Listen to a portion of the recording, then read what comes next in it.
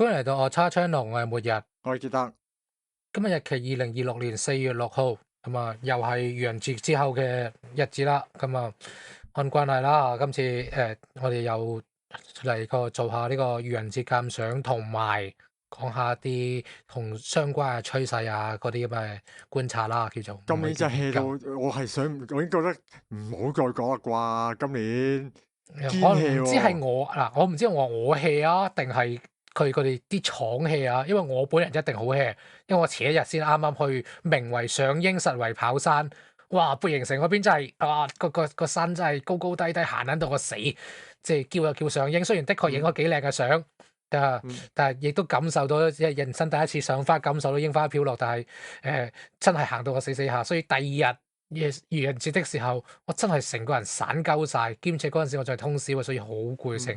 咁我係隨便 cap 嘅啫，亦都唔覺，我唔知因為咁我唔投入啊，所以唔覺佢哋有咩咁有趣啊，定係今年真係好鳩 hea，或者係冇咩好嘅點子啦，唔一定係 hea 嘅，但係咁啊，先講一個我呢個係排英文字母，大家見到啦，係排英文字母嘅。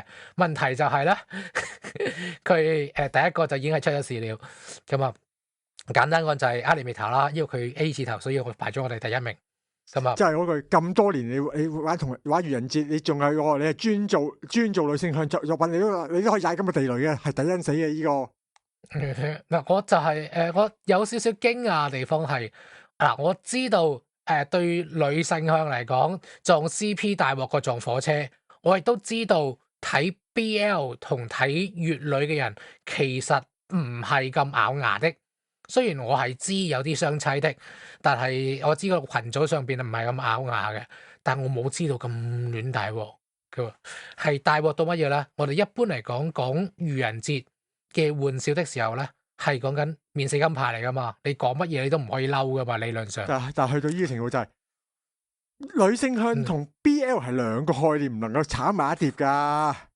即係點講啊？因為一般我哋認知嘅愚人節咧，係真係除非你話嗰啲咩香港變逆浮呢啲，真係會引起公眾恐慌嘅大件事，先會有嘅啊嘛。嗱，雖然我唔知呢兩樣嘢撈埋會唔會引起呢啲乙女嘅大恐慌啦，即係總之就係即係結果係嚴上到佢哋燒到佢要鏟嘢道歉。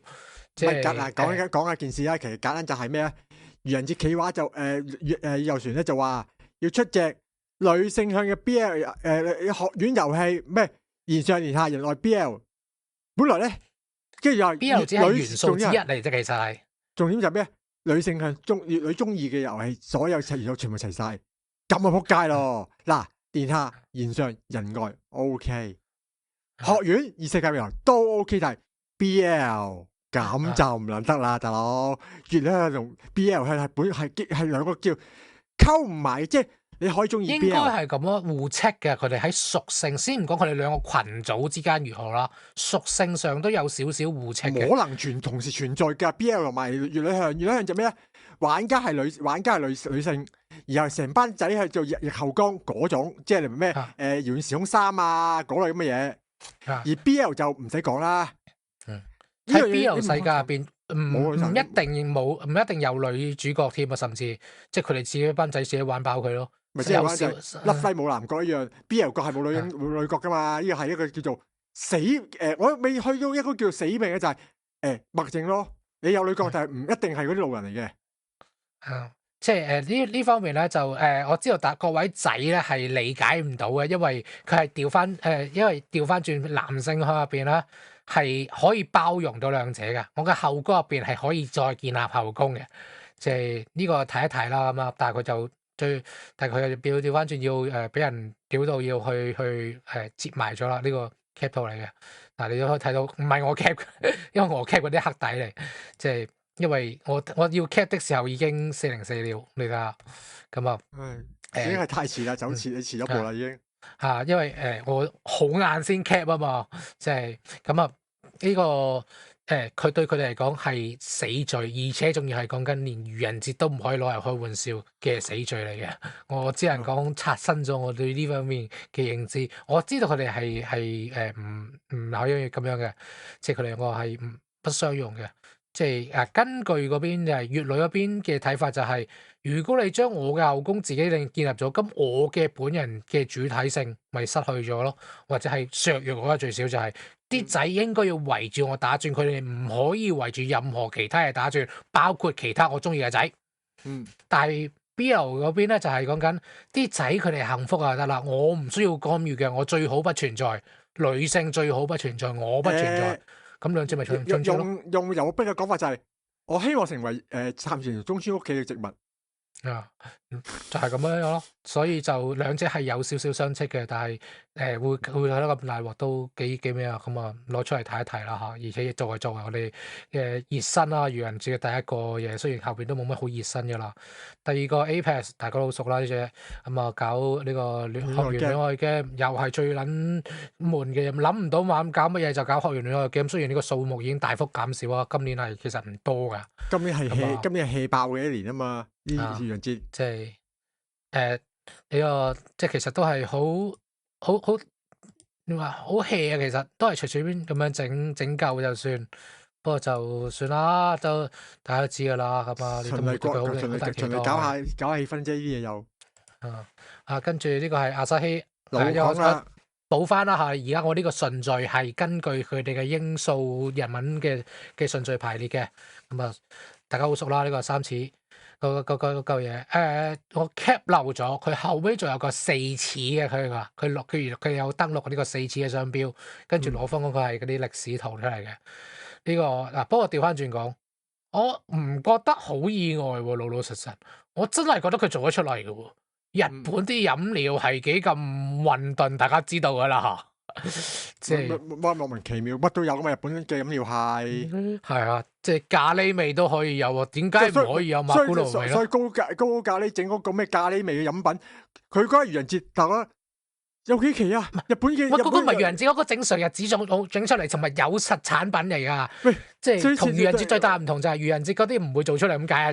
但係高咖喱又會飲嘅咖喱湯有幾奇怪啊！飲嘅麵絲湯你周時買到啦。嗰個係真㗎，唔係愚人節玩笑嚟㗎，真係好似愚人節。跟住輪到 Ben Jam，老實你係啲幾缺乏新意嘅嘢啦。幾好啊！即係好80、90年代嘅畫風嘅。係啊，近年多咗好多呢啲復古係嘅。係啊，以前都會有嘅，但係冇咁多咯。咁樣圖就 OK 嘅，見順眼啦，叫做個概念就普通啦。即係呢個咖喱之前我記得係有檔嘢係真係做㗎，呢個當然呢個係愚人節咯，但係我真係唔排除佢真係整出嚟，老實，即係因為我係有飲過喺附近嗰邊嗰個唔係便利店嗰個自販機係有賣㗎，呢個麻辣豆腐嘅豆腐湯喺自販機度熱㗎。嗰嚿嘢完全就係唔係麻辣，係嗰啲韓國嗰啲泡菜辣啦，但係冇泡菜啦嚇。嗰隻辣嘅豆腐湯有咩唔同啫？一樣咁做啫，佢做稀少少。雖然啦，我飲完一半之後，最就係倒落碗飯度。嗰嚿嘢嘅歸宿應該係倒落碗飯度先啱嘅。雖然我有開始流口水了，即係方便啫嘛。其實，因為你調翻轉諗啊，其實好簡單㗎咋。你喺自販機度放罐咁樣加熱咗嘅咖喱，當然膠樽可能會有問題啦，可能要放鐵罐裝啦。咁然後去加落去啲便利店啊，會有啲飯啊嗰啲，或者係啲便當店啊，都會有一碗飯咁，我哋攞嚟加餸咯。有冇問題？自販機個加熱啊，所以呢個係真係可以做嘅，而且係有人做過嘅，即係呢個DC/DJ 同呢個嗰隻枝豆嗰隻我唔定級嗰隻嘢去做crossover，我覺得係會成真嘅，即係遲啲佢就可以搞出嚟噶啦，咁啊好正常嘅啫，咁呢個當然或者係嗰個 pizza 嗰間嘢啊，就整呢個 trading card game，有比較少見，我好似冇見過。以前類似嘅嘢，不過可能係因為近年個 trading card game 個嘢咧，見佢都特登整個鑑定嗰啲，就唔係因為 trading card game 玩嗰部分，而係收藏嗰邊博主嘅講法咁講啦。嗰邊實在太紅了，所以佢攞嚟講咁啊。呢個 ETC 係更加成紮其他嘢集合，我最後先補落去啦。呢個 FGO 呢個係美國或者國際版嗰邊個 FGO 嚟嘅，整咗個跳躍遊戲咁啊其實就唔係真係好難玩嘅，即係不過就我玩一次呢個第一次玩嘅啫，咁啊8000幾分還 OK 啦應該嚇，咁啊然後即係今年朝日版就好投期啦，日版就，但係我覺得投期好啊，但係好攰啊。嗱，今年咧就純粹就咩啊？喺個主機遊戲面換晒 Leo 嗰啲公仔，係唔多嘅啫，冇其他嘢啦。我心諗，因為俾人屌過啊嘛之前，唔係大佬好攰啊！而家我要下載隻遊戲，而隻遊戲真係堅嘅硬突嘅硬核嘅喎，真係遊戲嚟嘅喎，大佬。哇，大佬你要我喺一日我有時候玩呢隻遊戲玩爆佢，跟住又要 cap 圖，喂，我仲辛苦。最慘係佢仲要限時限刻啊嘛。我好辛苦啊，大佬。我覺得你今年，你今年好 hea 地搞咗佢算數，仲好，唔使我咁煩。我真係呢個就呢個就國際版嗰邊就整個遊戲，呢個就係Angry Bird like 嘅物體啦嚇。就佢話叫足球遊戲，但係實際上係Angry Bird 嚟嘅，即係你係拉完之後彈過去射佢哋咁啊。呢啲咁嘅小遊戲咪 OK 咯，係啦，唔好咁硬核啦，大佬，我哋係唔需要咁硬核嘅遊戲嘅。愚人節最好就咩啊？整幾張圖，俾佢半個鐘頭玩完，咁就夠噶啦。半個鐘頭都嫌多啊，5分鐘左右好啦，就好啦。係啦，唔好夠呢隻 game 我玩咗3分鐘啫嘛，因為佢得2關定3關。係舒服晒，即係要減輕我壓力啊，大佬。即係咁啊 ，Google 咧就向來都好熱衷呢啲嘢嘅。咁啊，但係今年弱咗少少，往年係向來都強㗎 Google 嘅嘢。不過我今次冇 cap 到，因為呢個日本 Google 嚟㗎嘛，佢總部嗰邊都仲會有搞嘅，我冇留意到，因為過完之後我瞓死咗了然後就揾唔翻了，因為日本嗰邊會留，美國嗰邊會鏟嘅，咁樣。咁啊，今年就弱咗少少啦。咁啊，下年再努力。好，跟住哈利波特，一日店長，唔識其實我冇睇哈利波特，所以唔識，咁啊純粹俾展示俾大家睇啫。跟住呢個主要係想吐槽嘅啫。呢個牙膏唔係呢個係呢個佢呢個亨氏，即係佢做番茄嗰個啦，同埋另一個就係佢嘅芥辣啦。整呢個味道嘅牙膏咁好老梗。我老實講，我想吐槽嘅就係咁，同你原本嗰嚿嘢咩分別？我唔知，即係可能佢入邊真係牙膏刷到牙嘅，但係個味係番茄咯。即係番茄味嘅牙膏，我好似真係見過喎，大佬。即係唔係你亨氏出啫嘛？依然都係啦，得解釋翻啦。因為 VTuber 相關嘅嘢好多都好撚長，我連單都單唔到落嚟。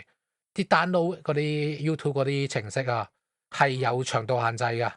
無論佢係咪官方限制你都好啦，都會有可能限制，可能限 download 唔到㗎。所以變成我好難 cap 佢落嚟，亦都好難睇啦。大佬，你一個同我講1個鐘頭起跳4、5個鐘頭，我邊有時間睇你啊？跳我睇唔到啦。所以嗰類嘅我隨緣，咁啱見到有人切片，或者咁啱見到有人去 cap 圖啊嗰啲嘢，我就掟埋落嚟，冇就算數，係放心。曹軍今年都有出動。咁啊，呢個咧係 trading card game 嗰部分嚟嘅，咁啊整兩張特別版啊嘛算，不過就算啦，唔需要太咩嘅，咁啊少少地咁樣玩下就算啦，即係對你唔好太 heavy 啦。就係嗰句。好啦，呢個 iFix 都好出名啦，搞反應嗰隻夠數啦。繼續保持佢嘅嗰個風格，即係平時佢唔係愚人節咧，都係串鳩 Apple 啊，似鳩詞都會串鳩 Apple 嘅咁樣。就係今次應該係串佢個電池嘅問題，佢成日都係咁樣噶，佢立寫就係咁樣做。呢檔嘢係當年點解會立寫，就係因為佢哋覺得 Apple 嘅嘢好難整，所以佢哋要好克難地去諗辦法去點樣去整，即係自己維修佢哋啲硬件。當年咁啊，然後再久病成醫，咁啊自己開發一啲套件出嚟，去令人可以容易啲去整佢。iFix 就係有做啲咁嘅嘢嘅。咁佢而家就攞嚟講佢呢啲跟住最紅嘅，梗係 Leo 啦。咁咪即係抽兩句水啦，咁啊好正常嘅事嘅啫。咁啊，一貫佢哋嘅風格咯。咁啊，我覺得呢嚿嘢就算唔係愚人節出啦，佢哋都做咗出嘅，平時嘅做開嘅嘢嚟嘅已經係。嗯咁啊，你話呢一 game 就個片啊，呢個就佢哋就呢個老梗咧，就當年好多人搞，而家好少人搞啊，所以就調翻轉變咗好稀有嘅黃道梗，就係請人。我係成個網頁扯咗落嚟嘅，但係我哋而家呢個嘅限制，我只能顯示圖俾你睇啦。不過其實都係扮到好似請人廣告咁樣咯，即係有啲會社主要個會社成嗰啲嘢，咁啊配合翻佢個 TV 動畫啦，我哋新聞有提過嘅 TV 動畫啦，咁樣。咁啊，另一個今年好鳩 hea 嘅 Love Live，今年係 hea 到爆炸嘅，完全冇新嘢搞，係真係叫做好似突然間完全唔搞嘢咁樣，淨整一個呢個就同人合作啦。咁咧佢嗰個出嗰個U 加俄咧嗰個吉祥物咧就出卡牌。講真，你就算呢個嘢真係出嘅，我都覺得唔意外啦。冇乜好冇，因為之前Love Live 嘅Superstar咧，佢愚人節企劃咧係幾用心嘅，好認真，直情拍片咁拍噶嘛。但今年就真係突然間係冇晒錢咧，定係講唉算啦，搞冇心機搞啦，唔搞啦，與其 hea 搞不如唔搞。可能亦都係關個大家習風氣事，我哋啱啱都講咗好多次啦。即係你搞到咁認真，嘥我咁多時間。雖然佢哋拍完，佢哋嘥咗好多時間，唔係嘥我哋好多時間嘅啫，20幾分鐘。我覺得佢係啱好一集嘅番咁樣去扮成係嗰個番噶嘛。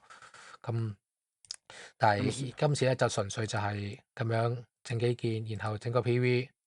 係啦，咁啊算做頭近期算緊數嘅，我 OK 嘅，呢個可以接受嘅，即係我留佢啦。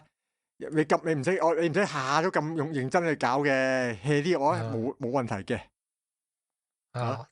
大家應該係睇唔到嘅，但係配音嗰個係Misaki Nako，佢把聲好型嘅。聲大家會聽到嘅，片咧就錄音的時候睇下掟唔掟埋上嚟咯，但係幾難截啦，即係我又唔係成嚿完整咁放出嚟咁啊，另一個講個現象啦，順便講個現象啦，睇到呢個係 MTG 啦，呢個 Magic the Gathering 喺日本已經係非常之沒落啦。你先講呢個日本嗰邊嘅支部嚟噶，唔係美國本部啊。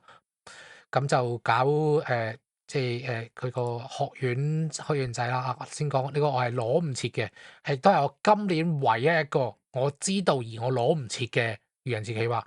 因為以前咧新愚人節企劃係一到整點就取消，就會cancel 咗，亦都更加早嘅年代就甚至會奉行一個上晝就發出嚟，晏晝就斬啦，就冇噶啦。好啲嘅就晏晝3、4點，衰啲嘅12點準時冇，即係咁，所以呢個咧就應該係遵從翻呢個嘢，少數地甚至可能係唯一一個係遵從呢個嘢，所以你見到左下角啦，我哋係要我係攞花米通嗰個嚟攞嘅。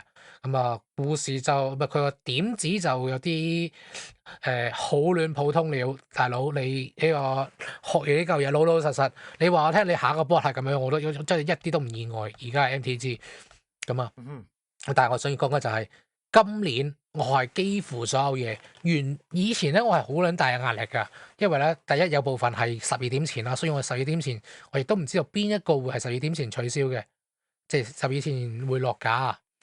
咁但係今年嘅話咧，好多都放到12點，甚至放過夜。到現在呢一刻，我仲見得到。如果係網頁嘅，會比較多會拎走，尤其是放喺 Twitter 上面嘅。我好似一個都冇見到刪 Twitter 嘅，唯一一個刪咗 Twitter 嘅就係 Animator。不過佢唔係因為夠期，而係俾人嫌上。咁啊，呢個趨勢幾明顯嘅。今年上年有咁嘅趨勢啊，但係今年更加明顯。就算係網頁嘅，我都見到好幾個過咗，到2號、3號都仲喺度，而佢好明顯唔係一個真嘅企劃嚟嘅。即係以前我哋成日講啊，想知道佢係咪愚人節係真定呃你啊？好簡單啫嘛，你過第二日睇個券係咪喺度咪知咯。但係而家呢個法則冇咁絕對了，雖然有邊個係真邊個假，大家都好明顯會見到嘅咁啊。咁啊，呢個係 Melon 嗰個咁啊。點子本身就冇乜嘢嘅，即係我感嘆嘅就係好耐冇見風上巡咯。呢張圖係風上巡，唔使標我知。即係而家主要都唔係用佢噶啦嘛，已經係而家 Melon 嘅吉祥物啊。如果唔係請畫師畫的話，係主要係寫迪迦咁嘅千戀萬花嗰個啊，嗰個 Q 版嗰嚿啊，係揾佢個畫師去畫嘅，已經好少見封上場嘅啦。咁好難見，好難得見到咁啊！即係最特別嘅地方呢樣咯，反而佢唔係佢個點子如何咯，咁啊。呢個MTR 某人強烈推薦啦，因為我又唔覺得佢有幾咁特別咯，老實實。而家推好而家 style 嘅手環掛得嘅。原本呢個其實呢好似而家式嘅 style 其實好以我哋話，咦有似乎幾有用喎，冇講笑喎。即係將佢本身個設，即係佢鐵路本身嘅設計去做，佢做佢個嘢而家化。而有部分嘢我係真係有少少想要。係啊，講真，如果你真係出嘅話，係我堅會有人買㗎，唔講笑。好似好個手環咁樣 ，OK 嘅其實都係掛嘢，實用㗎。呢嚿嘢都好實用㗎。係啊。即係佢個嘢坐，即係喺個大堂或者係月台入邊上面嗰嚿有嘅嘢俾你坐啊！我一路懷疑中間個空心係可以放嘢㗎。我真心係咁樣覺得。係啊，佢攞嚟放啲咩垃圾嘢咧，嗰啲工程嘢放喺嗰度㗎，唔奇㗎，有啲幾奇啫。即係嗰啲餐廳嗰啲凳啊，下面都攞嚟放雜物㗎啦。即係唔係好新穎，但個點子唔錯。呢個得，好啦，呢個毛巾膠我想買。同埋呢樣嘢其實咧，我係真係會想要嘅。如果你試過夏天，你就知道嗰啲咁嘅死人布梳化啊、真皮梳化，通通滾蛋咯，要鐵梳化。係啊，涼爽有時夏天。涼爽緊要過。只要唔好俾曬，只要唔好曬住佢得㗎啦。係啊，即係話呢個好似係真嘅，最終。唔知，因為暫時而家好似好似真又好似假。因為佢過完4月1號話係真嘅，我當係真啦先啦，咁樣。咁啊，每年都搶集嘅，不過今年搶集最搶集嗰個好似唔係佢，就 Power。我睇播到Power。今年咪咁啱，唔好意思啊，跳嚟跳去都係佢。每年都係同一個梗，每年都係搶集喺呢個國際日期換更線，去到4月1號的時候，即使我哋東八區啊嘛，國際日期換更線我記得係好似去到14嘅，可以去到就已經搶先去出咗啦。即係我唔肯定具體嘅時間啦。今年即係佢年年都有，年年都係同一嚿，都係同一個梗，都係。喺呢個學園戀愛劇，我覺得佢再搞落去咧，佢真係做隻 game 出嚟㗎啦。每年都擴充緊㗎，唔係攞擴充同一嚿出嚟玩㗎。即係搞咗2次，真係擴充翻出嚟㗎。跟住呢個 PSO 唔知佢咩事，老實實，我照 cap 嘅啫。唔使理佢。識嘅話我聽。唔知。有 PS 呢個 Silent Hill 2，大家知道。嗱，老實講，有啲嘢咧，你真係唔好喺傷口上邊撒鹽咯。呢個其實我覺得係算係不適當的嘅嘢嚟嘅。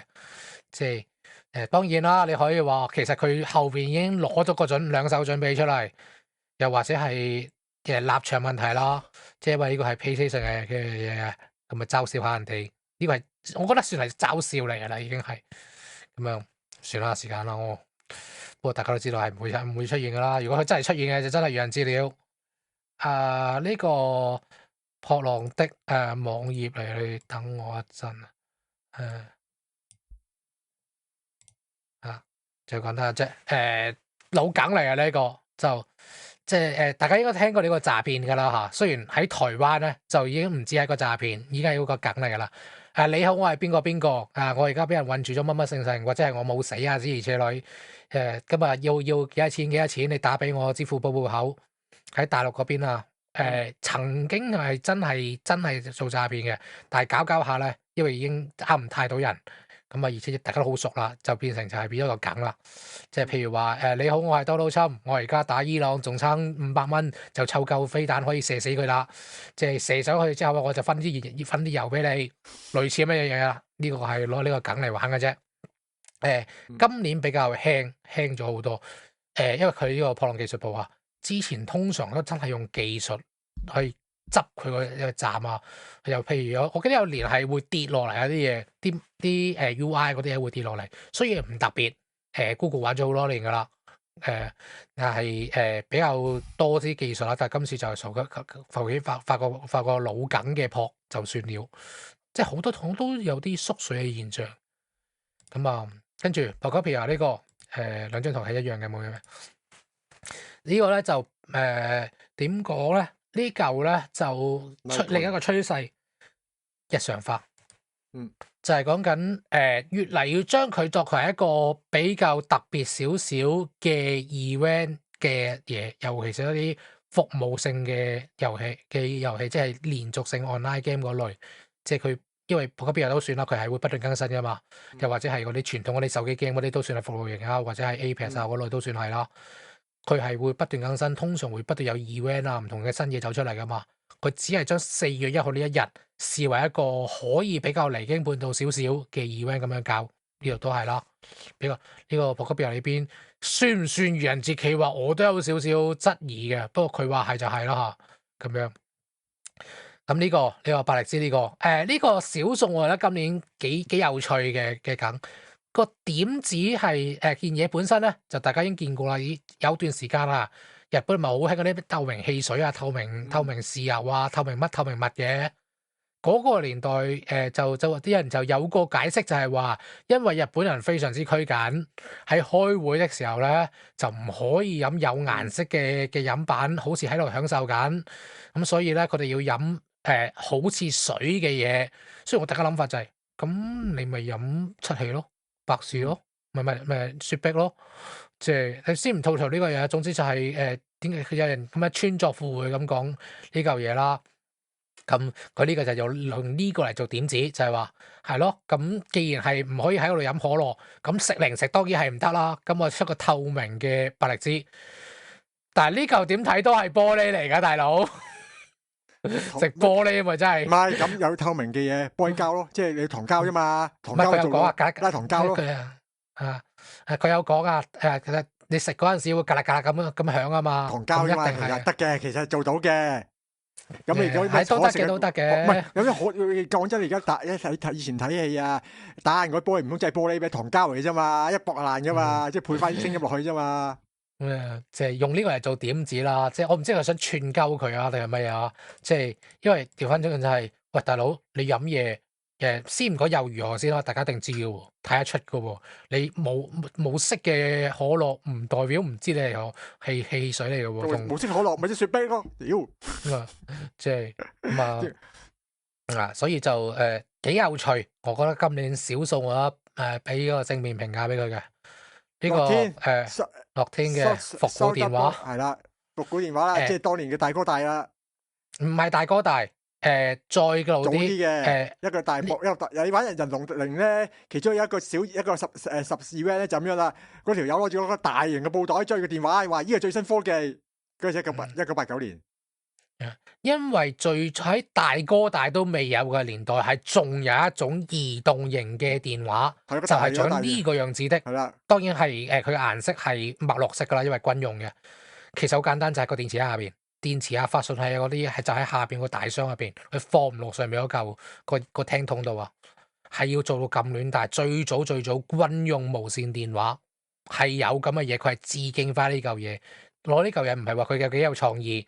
係晒下少少小知識，亦都合理咯，唔算好悶，唔算好悶蛋嘅。最少佢因為樂天 Mobile 啊嘛，佢哋就係搞電話啊嘛。crossover 翻最新嘅5G 電話同 crossover 翻，你 crossover 翻呢個3310已經都係太過新了。call 大哥大都係太新了，直接 call 翻呢個最早嘅無線電話咁啊。OK 啊，可以過，唔算非常出色，但係可以過。呢個乜嘢咧？咁啊 Resume 好撚無聊，又係老梗乙女 game。佢好似唔係第一年咁樣玩噶，你當佢佢咩啊？係 Resume 已經夠老梗啦，仲要玩老梗嘢，老梗加老梗。就係咁啊，算啦，咁啊，然後呢個 Solarwork game 嘅畫面我展示唔到俾大家睇，簡單就係佢平時係你每一個 turn 你都會個分會高啲，咁即係然後你每 turn 而家呢個左上係0啦，即係對你唔需要 mana 出到啦。咁啊，如果係1嘅話就要俾1點 mana，咁啊每一 turn 會越來越大嘅。咁佢就整個特殊規則就係俾隻狗狗俾你，咁然後個 turn 由5 mana 開始可以起跳。即係其實佢唔喺愚人節都玩過呢類改變特殊規則嘅玩法㗎啦。即係每一年嘅愚人節都玩都玩啲咁嘅嘢，而且唔係愚人節嘅時候都會有呢啲改變特殊嘅規則嘅玩法。不過最大問題就係一日限定。我玩咗好似2鋪我就冇玩啦，畢竟好嘥時間啦。嘅概念幾有趣嘅，都為咗佢平時嗰啲悶喺度爆嘅打，因為打到後邊咧就大家已經好熟晒咧，個嘢係變化比較少。咁佢整啲變化，所以點解佢平時都會有啲 event 係會改變個規則嘅？咁當然啦，愚人節嘅最大唔同就係佢改變可以改變得毫無道理。正常嗰啲改變規則咧，係令佢有趣啲，或者係個節奏改變啲嘅啫。但係呢度入邊，譬如你第一 turn 就變咗第5 turn，第二 turn 就可以進化。聽唔明嘅就唔使理啊。總之佢個規則上比較特別啲，點解失去競技性咧？直情係咁樣，但係 for fun 咯，just for fun 咯，咁樣嘅 event。OK 嘅，但係我希望佢搞咗1個禮拜咯，可以俾我愚人節過咗之後都同我可以玩嗰陣，又或者俾人呢次有個好處，佢整咗個系統，真係個系統本來內邊打係正常打嘅，即係唔使逼住一定換成咁樣，咁啊，即係我自己悶到你打係嘛？呢個呢個如果你俾過唔算好創新，但係俾過因為呢個其實咧係同時玩咗2梗嘅。一個就係三文治啦，另一個就玩緊地獄廚神咧，白痴三文治嗰個力卡啊，同時玩2個梗嘅。可以接受，最少唔係悶喺度抽筋啦。係啦，咁同埋至少係去一次玩2個梗。咁啊呢個就啱啱過咗嚟啦。咁啊呢個咧過咗嚟台灣啊，講緊呢個咧就係可唔可以叫老梗咧？最少上年前年都咁樣教啦，因為佢個名後邊嗰個括弧啊。其實佢年齡嚟噶嘛，係啊，人哋17歲咋。咁佢上年咧就係話呢個15歲要呢個會要退休了。咁啊呢個16歲接任，即係講，因為佢前邊嘅起頭同前邊個比較似係嗰啲退役嗰啲宣言啊。呢個宣言啊，似係嗰啲退役宣言咁樣啊嘛。咁但係後尾就開始就已經係開始見梗啦。其實你講1年之間，跟住就我哋經歷咗好多嘢，乜乜七七，佢真係好紅啊！呢1年佢堅係紅啊。咁然後就最後就我哋17歲就會去接任啦。咁啊，我哋上年都解釋過一模一樣嘅嘢噶啦。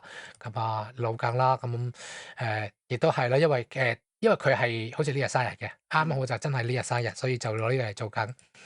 而且佢係奉旨可以偷跑的。咁樣啦，係嘛？關佢事咧，就講一單唔關愚人節，但係關佢事啊。咁我啱啱講下佢去咗台灣搞演唱會啊嘛。因為佢係嗰啲，佢唔係嗰啲蒙面歌手，即係嗰類完全唔騷養啊。佢係騷養嘅，不過咧就唔會有你平時睇嗰啲雜誌訪問啊、嗰啲 CD 啊嗰啲都唔會見到本人嘅，亦都唔會見到佢出樣去接受訪問啊嗰類嘢嘅。但係佢唔係特登去蒙面性，佢喺演唱會入邊係會見人樣嘅。咁所以正常，如果你係發啲 fans 嘅話咧，你係知道佢長什麼樣子嘅。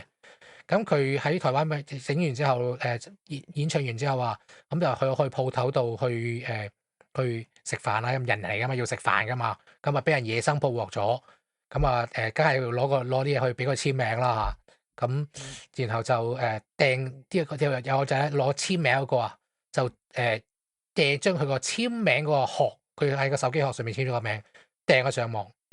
我要再次提醒嗰個位，雖然可能台仔比較唔識呢啲咁嘅嘢啦嚇。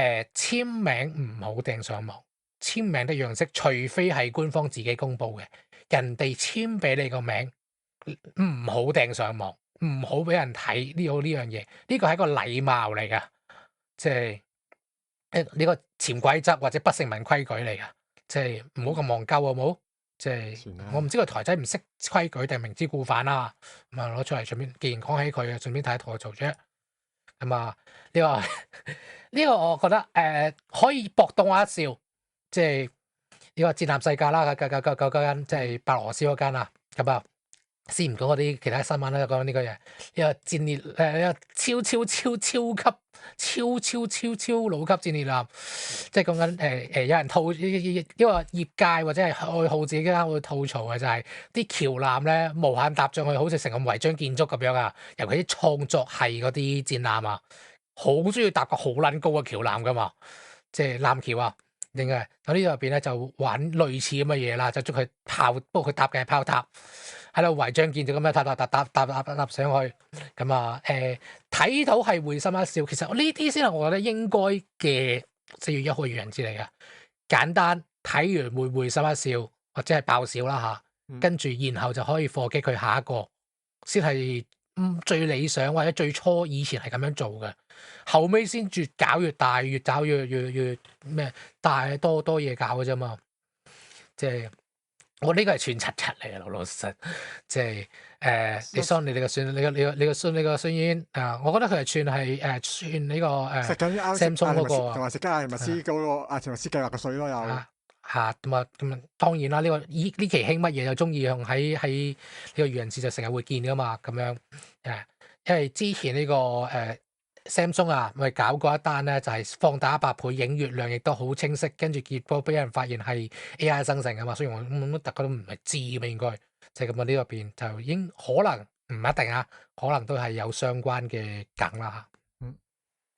呢個我覺得呢個都係一個唔錯嘅例子，雖然就當嘢就唔係我中意噶啦，即係呢個藍 B 啊，就係佢搞咗個小遊戲咁啊。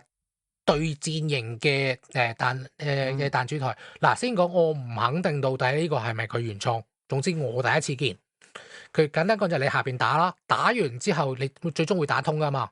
打通咗之後，如果你個彈射中對方隻船，咁對方會扣 HP。你目的唔係打晒上面啲嘢，而係打死對面。咁打中間嗰啲嘢咧，就每打爛一個，你就會升 level，升 level 即係會強化你寫出嚟嘅嘢。咁啊。其實幾好玩嘅，即係意外地幾好玩嘅，所以我玩得都好幾鋪下，應該有10鋪8鋪，每鋪都係3-4分鐘啫嘛，咁樣就冇咗半個鐘，幾有趣。咁啊贏咗之後啊，對方就梗係會大破啦嚇，即係咁樣當然啦，你都知呢個藍 B 嘅特性就係、其實都唔係非常之大啊，呢啲算普通嘢嚟嘅啫，咁啊，但係算係幾有趣。即係如果你真係要搞個遊戲。咁唔該，請出遵循呢個兩個原則。第一，有趣；第二，唔好太長。唔係，我要係唔係太長，係短，最好短，最好1-2分鐘搞掂嘅。唔好同我玩啲話就 FGO 為止就啲遊戲唔使咁認真嘅，太硬核嘅話咧，我頂唔順嘅。屌你，一曲話遊戲又人節咗位大佬。我覺得小遊戲級就已經夠噶啦。係啦。即係甚至佢出隻好似人哋啲手嗰啲咧廣告遊戲咩3連 game 啊，或者係射或者1-2排彈射，我都收貨噶啦。唔識咁樣有創意嘅。應該係呢個應該係可以直接扯落嚟可以玩到嘅。我記得我係扯咗落嚟玩嘅。咁啊呢個就係我嘅其中一個係啦。我其中一個應該仲存在嘅 Alisoft。梗係存在啦，不知幾好賺啊！佢超惡大戰嗰度啊，即係手機 game 啦，網頁 game 啦嚇，即係賺撚到笑啊！所以佢可以呢個係我嘅愚人節嘅 PTSD 嚟嘅。啱啱我講過啊，有部分公司係會喺11點，我哋嘅香港嘅11點去下次嘅，即係日本嘅12點啊。佢係其中一間，我好多年都 cap 唔撚到佢啲嘢。跟住我而家就發現點解會係咁，因為我係12點幾去 cap 佢嘅。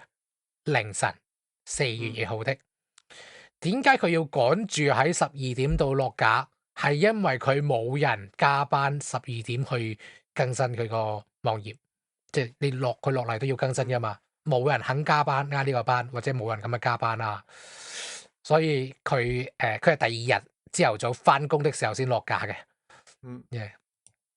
咁啊，因為呢個佢有網頁噶嘛，呢啲嘢。呢個就同嗰個嗰個31唔係有個31雪糕啊，係咪叫BR 雪糕或者叫31雪糕？睇你點叫啊？都係同一間嚟嘅。你睇個 logo 咧，知係有啲似嗰個啦。咁我變成 AS 佢自己 Alisoft 啦。soft cream 啊嘛，因為落食呢個梗啊嘛。個梗就還 OK 嘅，但係喺就之前好撚賺嗰隻，就係。個梗就還 OK，我睇一睇嗰個我個 PTSD 嚟啊，即係創傷嚟啊，直情係咁啊。馬良就唔係馬後炮，雖然我唔知科目嗰邊有冇留到啲言，但係我係講過呢個有機會係真嘅，因為當係講緊4月1號嗰時講啊，唔係而家，即係好簡單嘅啫。如果一啲好似我搞合作係有指明嘅作品對象，而唔係架空或者影射嘅話，佢有相當高嘅機率係真嘅。因為好簡單嘅啫，如果你要同對方做合作而攞到對方個名，就算係愚人召喚少都好啦，除非一啲細公司碰瓷大公司，如果唔係嘅話，你好高機會係得到對方嘅允許。咁既然得到對方允許，咁點解唔順便合作埋呢？所以呢個係真嘅可能性唔低嘅，而且 CY 係有個咁嘅習慣啦，唔一定個個都係，但係愚人節企劃係真嘅，喺愚人節入邊搞真企劃、方強嘅真企劃，或者最終係變咗固定嘅係有嘅。CY game 好幾隻都有出現咁嘅狀況，咁呢次就係大家應該識㗎，我哋應該夠老㗎，即係熱鬥小馬。做隻普通的馬仔，即係咁啊！當然佢唔會唱呢首啦，咁樣，但係兩個都算係馬相關嘅，其實已經有唔少同人誌做過 crossover 噶啦。咁佢呢次係官方真係攞出嚟，而官方真嘅。而聲優，而個當事人聲優更加係惡咗言嘅係，因為佢哋召喚聲優，召喚咗當事，召喚咗中之人出嚟啦。即係。中之人有冇睇過？我有少少懷疑咯，年紀上邊總之召喚咗中之人出嚟啦。呢個又係好耐冇好少啦，以前好多，而家好少。魔法少女卡，即係可能即係玩厭咗啦，咁啊，反而變成嗱呢方面咧就唔係講佢特別嘅，你張圖夠靚就得噶啦。作為美少女系作品，我唔要求你嘅咁創新，你嗰張圖夠靚就得啦，呢張可以合格。雖然應該要攞少少先啦，咪以我認知中，不過算咯。咁啊，呢啲商業老梗，還 OK 嘅。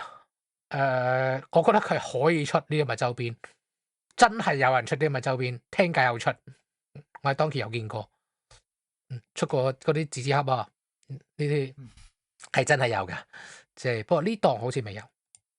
咁啊，呢個見到一個山後尾，因為佢哋名唔一樣，所以佢哋冇放埋一齊。我應該要俾佢出兩個放埋一齊嘅兩個啦。今年就繼續今年係搞電影，繼續係佢哋嘅對立行銷啦。呢兩檔嘢其實最終咪係佢自己嘅，搞對立之後去做啲炒啲嘢去炒下氣氛咁樣咋啊？咁啊，呢個Kogia嗰邊點講咧？喺好悶同還 OK 之間咯，未悶到我嘔嘅，但係有啲老梗咯，即係而且玩得唔太好啦，即係因為太套公式啦，即係即係嗰啲嘢咯，真係呢個咧就比較特別啦，就係呢間公司係出沙子嘅，咁出咗就咩精版就係打磨自己。沙子唔止沙子嘅，呢個都係一個專做模型嘅工具嘅。記唔記得我之前喺 Wonderfirst 嗰邊應該啱啱出咗冇耐啫，入邊其中一幕係講緊有檔嘢，左紅右藍就叫做同傑德文合作噶嘛，就係呢檔嘢。嗱，就佢而家唔係，不過呢個重點係條毛巾真係出咗噶，非常又係一搶就平白搶實，俾人搶晒，係真係賣咗噶。已經賣斷咗事啦。唔係啱啱講啦，呢類型咁嘅周邊其實真係有人出噶嘛，即係向來都有人出噶嘛。咁佢呢啲好玩啦，因為調翻轉講，大家都知有咩啊？我好似之前唔知邊檔嘢藥局定乜嘢啊，係玩過呢個沙紙做嘅廁紙嘅愚人節玩笑㗎，呢樣意思啫嘛。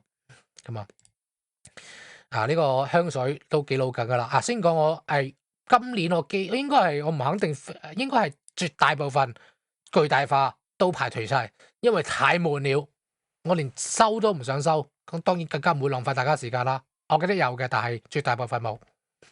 呢個香水花其實調翻轉，其實真係存在嘅麵包味嘅香水。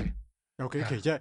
有個都市傳說話啊嘛，日本啲麵包鋪咧，咪聞得好香麵包味嘅，其實嗰啲假麵包啊嘛，香精嚟嘛，唔係都市傳說，係真係存在，真係有嘅。不過係特登加香精落去，定純粹個麵包本身加咗好多香精？佢唔係麵包香精，係間鋪頭傳出陣味啊！即係話麵包冇加料，但係佢喺嗰個排氣口度加啲咁味，等你吸引咗嚟。因為當時我好多年前去池袋咧，經過呢個車站麵包，嗰間講自己係天然手工做嗰間嘢啊嘛，香到我話咁香啊麵包，跟住我朋友話假㗎，佢喺麵包係繼續流出嚟㗎嘛。我話真㗎，我唔知，因為我冇求證到。但係後尾好似鹽上嗰之後，最終真係入邊都有香精㗎喎。係啊，佢宣傳自己冇添加啊嘛。但係我就要宣傳，香港人就唔識做咯。你試下嗱，即係個題外話講就係日本有好多嗰啲擺路邊檔嘅話秋魚燒啊嗰啲咧，好香嘅。香港唔識做啊！如果有本事就嗱啲雞蛋仔，應該成條街聞到啲雞蛋仔味，保證間一定爆賣。呢個樣嘢咧，有間公司係做緊嘅。你咪做啲香精，假都唔緊要㗎。總之就係你雞蛋仔食落去冇問題得㗎啦。你咪做啲香味，跟住你揾個嗰啲噴霧機噴出嚟，咁而家個個行過去聞到陣雞蛋仔味，咁隻肚咁咪自然買咯。呢條橋咁簡單，係因為麥記就係咁樣做嘅。雖然佢唔係香精，唔應該唔係啦，我唔肯定啊。佢係將佢嘅排煙槽直接向街主要行人路排放。當然佢有翻咁上下高，所以符合環保標準嘅。但係半條街都會聞到佢炸薯條嗰隻味㗎。係啦，依咪聰明咯。呢條橋香港人好多香港人係唔識㗎。不過算啦，呢個唔講啦，唔係我哋嘅討論話題啦。係嘛？呢個蔡乃葉就佢呢個集團都係㗎啦。其中一個特點就係好中意將用呢一部嘅機械人去慳翻嘅嘢。我之前遊記都有講過啦。係好用嘅。咁但係啲人就吐槽你隻嘢咁亂慢行咗。送餐又慢又阻住晒成，咁佢而家就我整隻同新嗰陣時一樣咁快嘅，還好 OK， 唔算好勁，但係個脈絡 OK， 成件事自己有翻個邏輯，自己可以自圓其說，可以接受嘅咁樣啦。呢個就都係一個可以自圓其說嘅，我覺得算係幾好噶啦，未算頂級，但係都算幾好噶啦。就呢間卡拉 OK， 大家去日本未必有去，但係應該成日見到佢個招牌啦。即係號稱係最平嘅任唱嘅卡拉 OK 啦。其實計翻數未必係嘅。咁佢就話而家要轉做呢個枝豆專門店，就係因為大家就係太中意喺卡拉 OK 點枝豆嚟食啦。咁呢個，然後個咪咧就都繼續放喺度嘅，就俾你喺度大聲嗌好好食啊，攞嚟咁樣做。個點子我覺得 OK 嘅。即係唔係好絕大嘅話抵死啊，但係符合翻成嚿嘢嘅邏輯，同啱啱蔡乃葉嘅情況一樣咯，符合咧翻你公司嘅邏輯，而唔係 hit 埋乜鳩好巨大化。呢啲嘅公司咧好中意巨大化、縮細，最叻呢兩樣嘢嘅咧，即係呢個算係巨大化同縮細化，從來係不敗兩個要素嚟噶嘛。同楊志，我覺得係失敗元素咯，你。絕大部分呢兩樣嘢都係悶撚死人，唔用腦啊嘛！最緊要就係你唔好煩啦，即係你諗唔到咩搞，你又要揾啲嘢搞，放下縮細啦。即係我即係用呢一個又炒就係講咩大啲嘢，其實唔好食㗎，但係點解咁受歡迎？即係佢都未夠大。人哋三咁 comment 唔同啊！人哋真係大咗，你係食得落肚㗎嘛？一啲放大縮細，你食唔落肚啊嘛？算啦，有一個楊節頭揾期啫嘛，都係。OK 啦呢個就係呢個同集團嘅同集團嘅呢一檔嘢，咁都係一樣咁嗰個係新幹線，咁呢個係飛火箭咯，咁呢個咧就個創意就唔係好特別嘅，即係同啱啱冇嘅呢度，佢就唔搞玩對立啦，就呢嚿嘢，我想講翻佢嘅背後嘅歷史脈絡。呢嚿嘢係我唔知到底佢係有原型特登去玩佢啊，定係咁啱個 A.I. 呢個好明顯 A.I. 生成㗎啦 ，A.I. 生成的時候攞正咗佢，或者係佢嘅 POM 入邊有佢嘅存在啦。呢個又叫螺旋大廈，係委內瑞拉一個好知名嘅建築嚟嘅。喺佢當年仲係要靠賣油賣到肥到流油的年代，係起喺依山建咗個叫螺旋大廈嘅嘢。你打螺旋大廈四粒字已經見到啦，個樣就有啲似咁樣啦，冇咁山形嘅，比較似一個多層停車場嗰個樣嘅。但係佢唔係空心嘅，多層停車場中間係空噶嘛。佢係好似佢外邊好似呢個咁樣螺旋形上升嘅，所以理論上你係可以揸車螺旋形咁樣上山上到去頂嘅。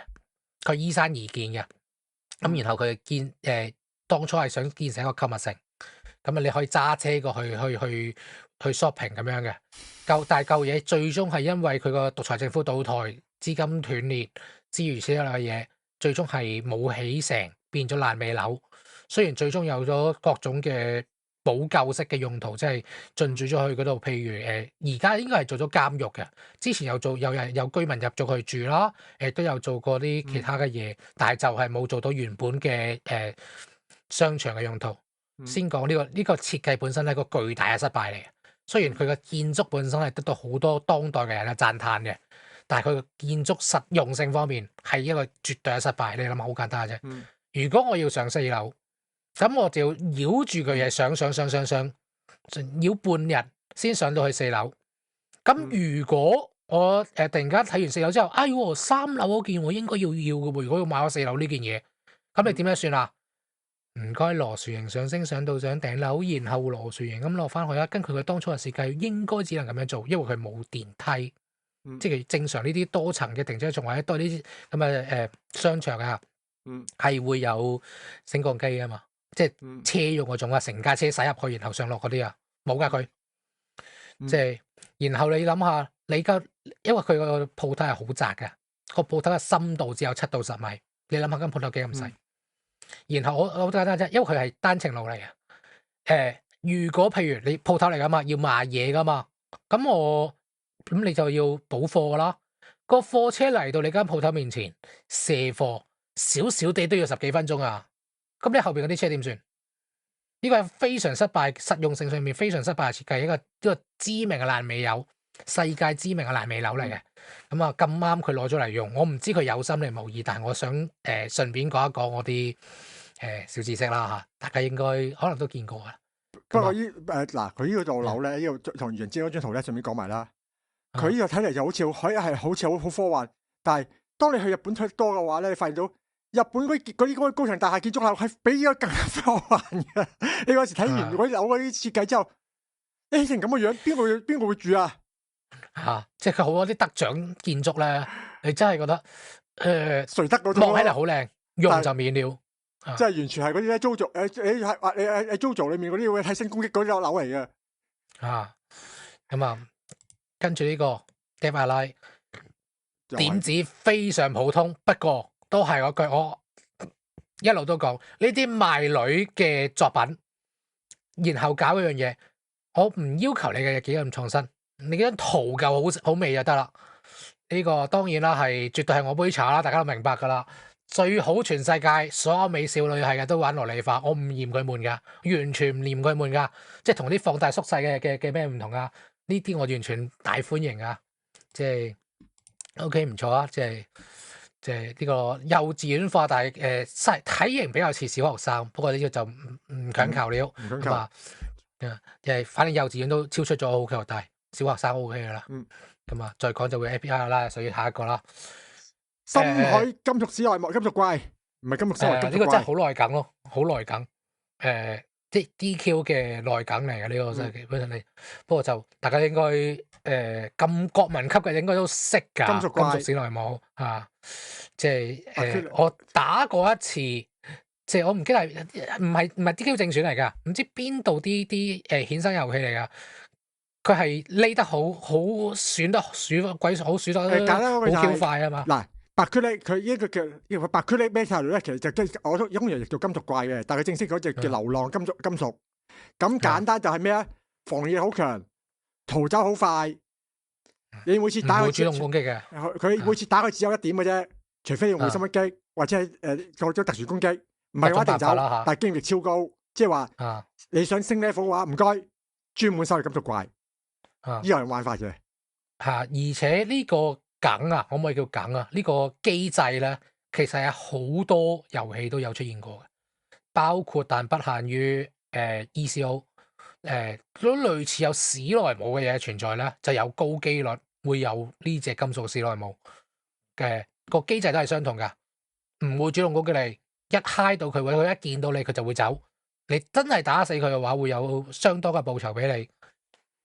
咁樣一個咁嘅機制，所以熟嘅先有先咯。咁佢哋只係話海底有，海底都見到有，咁即係一個好耐緊嘅嘢。但係應該大家都熟嘅，即係畢竟係國民級遊戲龍珠呢個有一個你出我買而家仲有一樣就係我係唔明點解你唔出，因為呢樣嘢其實咧你唔使要揀咩室內，但係嗰間就你只要做我話，你只要講你連 Android 又好，iPhone 又好，你顯示到嚟話係咩啊？將你部手機上面嗰啲即時通知啊，顯示喺嗰個顯示你就已經話你就已經賣爆㗎啦，又唔係咩好科技，但我就唔明點解唔出。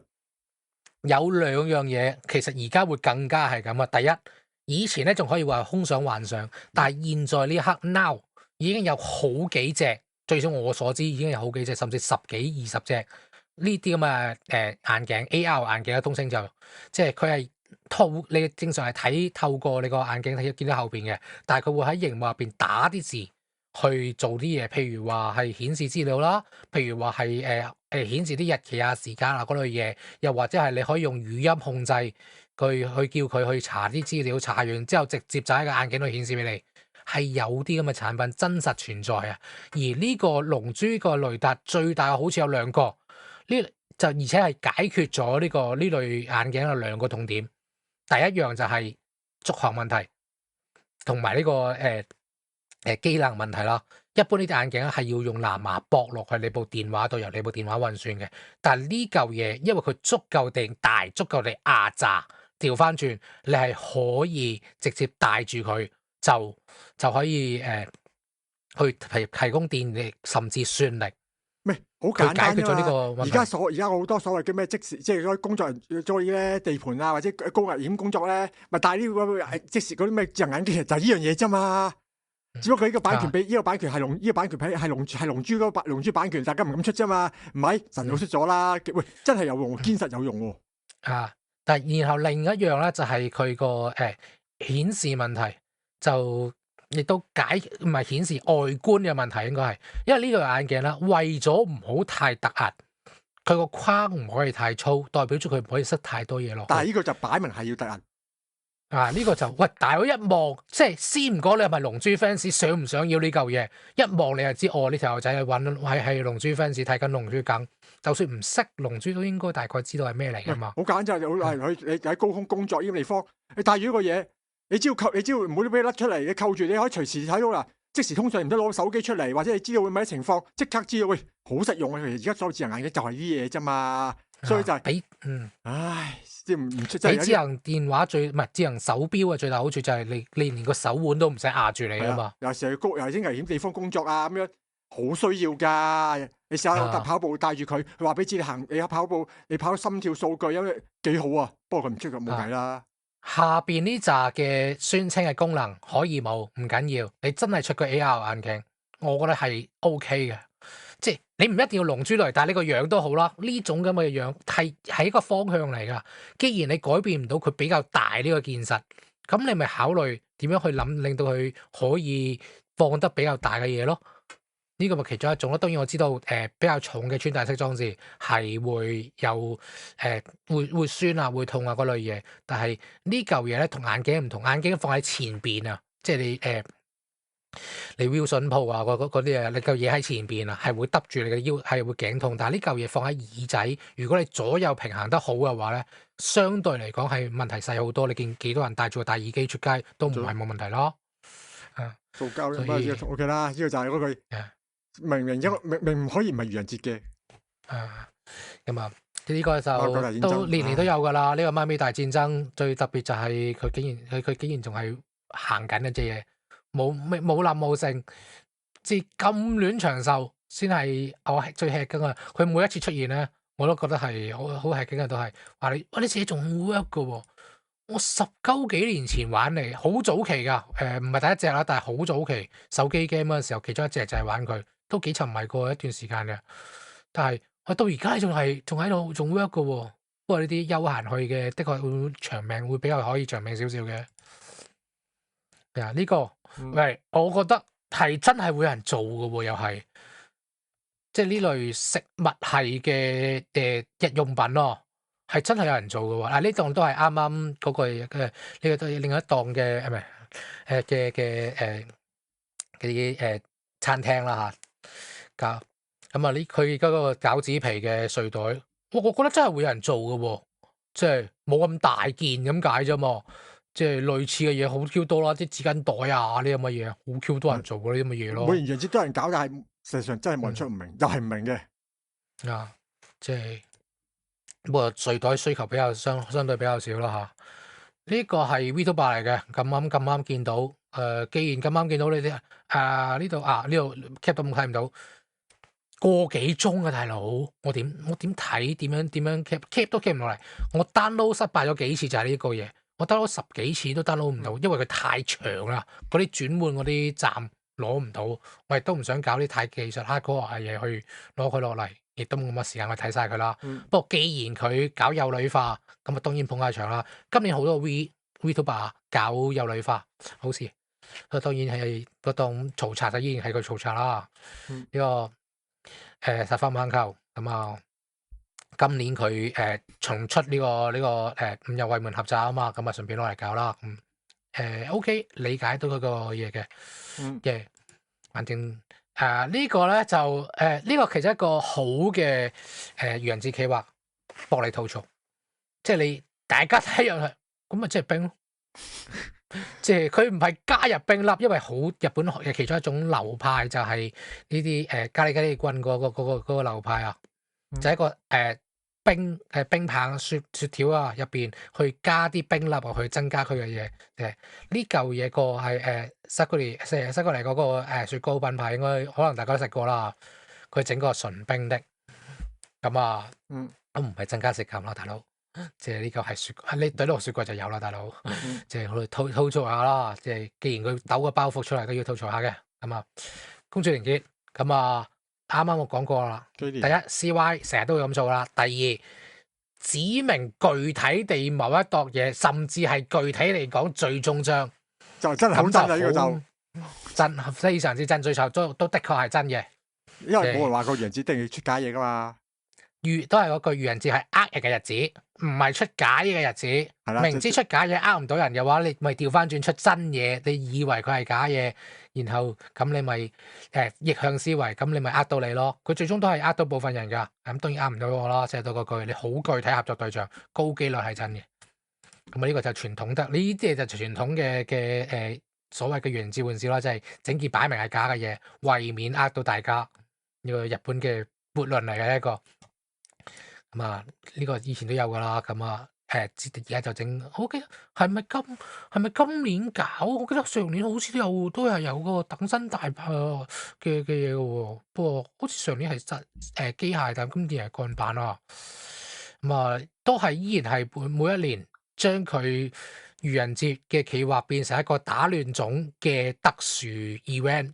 係因為有愚人節呢個名，所以佢可以放開平時係束縛去做一啲比較特別少少嘅 event 咁嘅嘢。post 咗架，佢搞嗰啲歌，咁我大家自己揾翻嚟睇啦，冇落架嘅，可以睇翻嘅。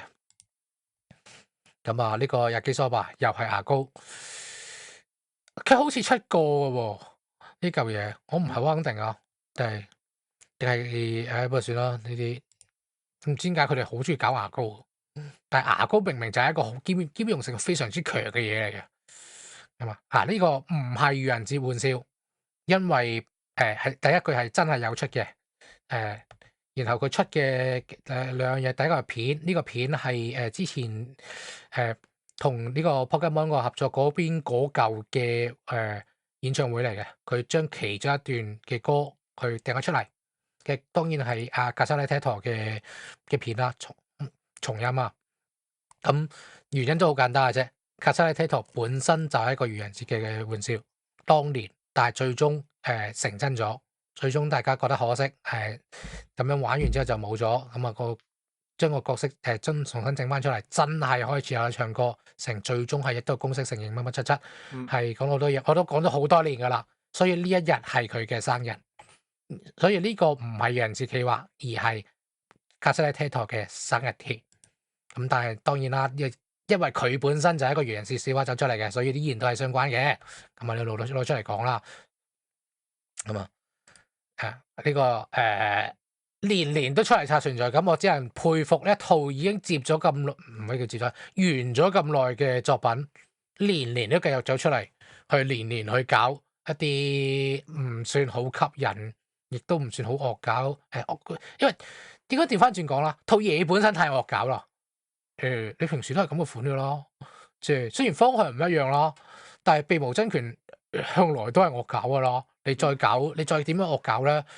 知唔知個感覺都唔係好特別啊，有少少咁嘅感覺咁啊，但係唔緊要啦。呢個作品本身係元帥嚟，我只係佩服佢年年都可以咁樣搞出嚟，而且年年個點子都不盡相同啊。雖然唔一定好絕，但係都咁多年咯，即係俾個努力獎俾佢啦，最少都要。嗯，咁啊，呢個屬於呢個愚人節其中一樣嘢就係給你錢趕快做，即係來自深淵佢之前要話要出個電影原創嘅故事噶嘛，咁啊佢而家就唔搞啦，我哋搞呢個公主嗰個嘅故事，咁你原作如何唔緊要，呢隻出嚟呢隻出嚟俾我，即係老實講啊，嗱，我唔知大家點樣睇，我對佢其實唔會特別地中意啊，阿拉拉詞就另計啦，即係。但呢啲生涯啊，呢啲咁嘅樣，我覺得有少少獵奇嘅。佢你知啊，土不興都中意獵奇嘢噶啦。但係呢隻嘢我係普普通通嘅啫。但係呢張圖堅可愛，堅係點講啊？有嗰種感覺，即係我唔知點形容啦。總之就係即係佢原版或者係平時嘅樣子咧，我係覺得有少少恐怖，唔算特別中意嘅。當然我有啲 friend 好中意啦，亦都有唔少係好高人氣嘅，所以佢先攞出嚟搞啦。即係呢啲就係。喂，咁你最少你冇創意乜都成唔緊要，好睇最少賞心悅目啊！即係咁啊嗱呢個又係冇咩好講嘅，唔老梗叻塔時事叻塔嚟啊！忘記咗呢個叻塔啦，個梅田嗰單嘢啊！我知咩啦？即係佢唔係巨大化，佢係升起個水管嗰單嘢啊！佢叻塔咗佢個嘢啊！我以為係典型嗰啲將做大變咗做食物嗰啲嘢，原來唔係嗰度嘅。係啊，所以咪你睇完之後，咪即係你做到呢個效果，就已經算係一個成功嘅愚人節玩笑嚟㗎啦，已經係。咁啊，順帶係啦，嗰間嘢後續我哋冇報，我哋好似件事本身都冇報告啊，就喺梅田嗰邊突然間對咗個水管出嚟，無啦，我上咗嚟直接對咗上去，就接近天橋嗰個高度啊嘛。咁啲人話係咪 Mario 嘅電影嘅宣傳啊嘛，咁樣啊嘛。咁我後尾有查翻個原因係點，我相信大家冇跟到個後續，所以我就講翻嚟都講翻俾大家聽啦。個後續就係嗰嚿水管點解會升上嚟咧？當然唔係外星人打到嚟或者咩陰謀論啦，就係嗰嚿嘢係原本喺地下水入邊係住咗入去，係沉咗落去嘅。但係因為佢唔記得咩原因，我又查都有嘅，但我已經唔記得咗啦。原來某啲原因係抽乾咗個水管入邊嘅所有水。咁你諗下，佢咪變成咗一個船咯？佢中空啊嘛。咁所以就算個水管幾重都好，佢都俾地下水嘅壓力升翻佢上去，係咁樣嘅。咁然後個結果後續就係將露出地面嘅部分鋸鳩咗佢。佢注翻水入去矮咗，然後將剩翻嘅一部仲係突出咗地面嘅部分鋸鳩咗佢，咁就算數啦。所以佢個遺跡應該仲喺梅田嗰邊嘅。咁啊，既然有人提，既然有愚人節玩笑提起呢件嘢，我順便提翻個後續俾大家啦。有位先生，即係若流老師，我哋出咗街未？應該呢篇會出街後啲嘅。前邊講新番嗰陣時有提到啦。咁啊，佢出個咁嘅 T 恤。我覺得真係有人出過㗎，呢個偽恐怖 T 恤啊！有人出過嘅，實有啦，所以我都唔覺。所以點子上唔算好新嘅，咁啊都唔算好咩啦嚇。總之我唔知係因為我係貧乳黨定係咪啊？總之我就普通啦。舊部件專用短褲，算吧啦。我唔知係咪有啲咩內梗性啊？我唔係好清楚啊。你算吧啦，你唔該你打踢翻好啲波先搞啲咁嘅嘢啦。即係。呢個就係冇辦法，呢個原本係網頁嚟㗎，決算報告書。呢嚿嘢咧，其實我比較少見喺網頁上面出現，更加多係有啲特點，尤其是書類嘅特點。喺度統計入邊啲場景啊，成日嗰啲嘢，就係統計入邊有啲咩場景啊？你話譬如有 kiss 咗幾多次啦 ，kiss 有對象啦，呢個 kiss 嘅時間啦。又同人哋一齊去入浴啦，出去沖涼啦，即係同邊個沖涼啦，即係入咗沖涼咗幾耐啦，喺主角入邊發生咗咩事啦，即係後邊就係啲 cut 圖啦嚇咁樣。我覺得呢個完全係佢呢個人渣道嘅報告書嚟啊，呢個渣男報告書嚟，完全係我知佢係女嘅，總之即係你睇下佢有幾咁渣，基本上佔咗一半啊，因為兩邊各你 kiss 係兩個人做噶嘛，基本上就係佢去錫晒全世界。你睇下其他全部都100%都係同佢傾嘅，你諗下，就係夠渣女呢個。不過當然啦，呢套嘢本身就係咁樣，就係咁樣玩啊嘛。講 money 啊，嗰啲嘢，呢啲係佢自己算係佢嘅內梗嚟啊。但係有趣啦嚇，即係你唔一定要做啲假嘢啊，嗰啲成日你搞個咁樣出嚟，幾輕鬆有趣啊。然後大家睇完之後個反應就係，如果你有睇過作品啊，或者識嗰套作品啦，呢條友仔果然係渣女嚟，咁咪足夠咯。一個有趣嘅企劃，唔一定要講大話呃人，講埋啲年都差唔多嘅嘢，或者大家已經玩到悶悶嘅老梗。呢個係讚賞嘅，咁樣啦，即係呢啲。喂，大佬，整個AI 圖啫喎，有 hea 啊，好 hea 喎，好鳩 hea，即係hea 到有種無力嘅感覺。呢個比較早級嘅，即係後期呢啲咁樣嘅嘢，我就唔 cap 啦已經。呢個就似真嘅又唔出奇㗎，呢個年我記得佢唔係第一年講㗎啦。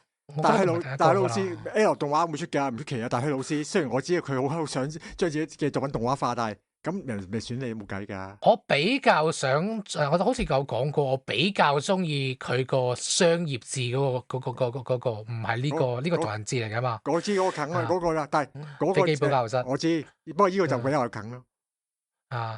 即係呢個就比較點講啊？妄想係比較點講啊？比較甜啲啊！我唔知點形容啦。因為嗰個係比鬼畜係呢個比較甜啲就呢個就啱啱講少數嘅，佢係做巨大化，但係我有 cap 嘅，就有乜唔特別？飛碟包冇特別咯，89層嘅飛碟包啫嘛，超你自己做到啦。